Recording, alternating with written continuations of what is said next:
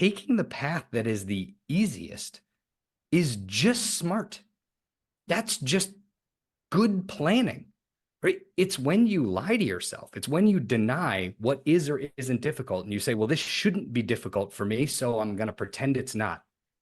Then your plan's going to fail.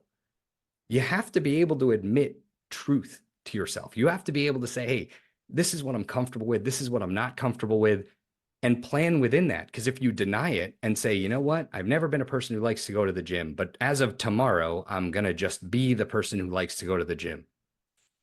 What? It's not going to work. You have to be the person who says, I hate the gym. Okay, so now what do I need to do?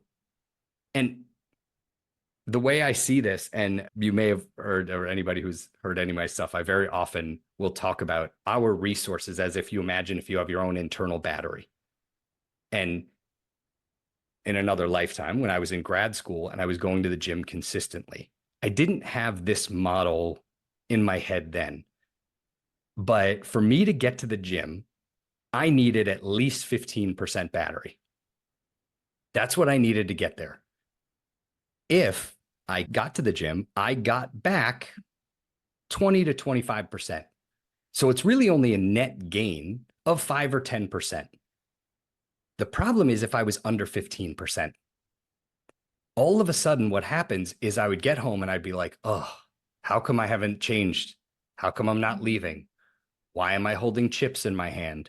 How come I'm sitting on the, like, it was this guilt of why can't, but it's because I was at like 12% and I can't will myself to have 15%. So it was trying to learn how to say, right, how do I acknowledge I'm at 12% and what can I do that gets me that 3% back? And at one point, I was in a good rhythm because I discovered for me, going home and then going back out actually meant I needed 20%. Once I touched home, it was harder for me to leave. So I had to arrange my schedule to say, I will do better if this is on my way home. And I don't go home first. Then all of a sudden, it's less output.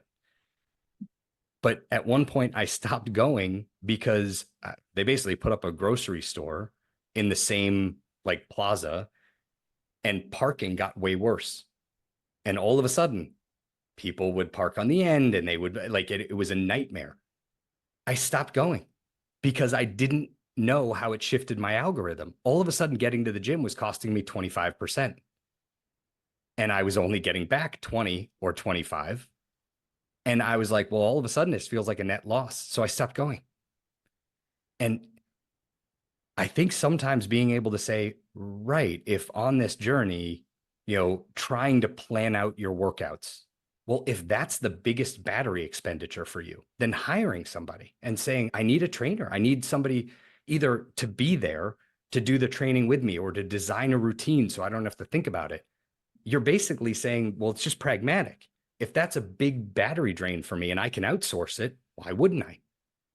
Same, with the person who did the food service. They were willing to say the food part is hard for me.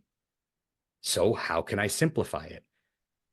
We have almost like a chronic issue with going to the whatever, if it's too easy or it's a workaround, that it's no good. It's only good if you do it the hardest way possible and all on your own. And it sets people up.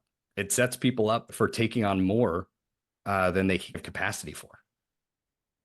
Yeah, I've heard of stories from other coaches in which it's not a common one, but I have heard of it happening where a new client will quit because they look at the plan and they're just like, is that it? Because obviously their expectations for what works has been so skewed from years of just trying to do the hardest thing possible.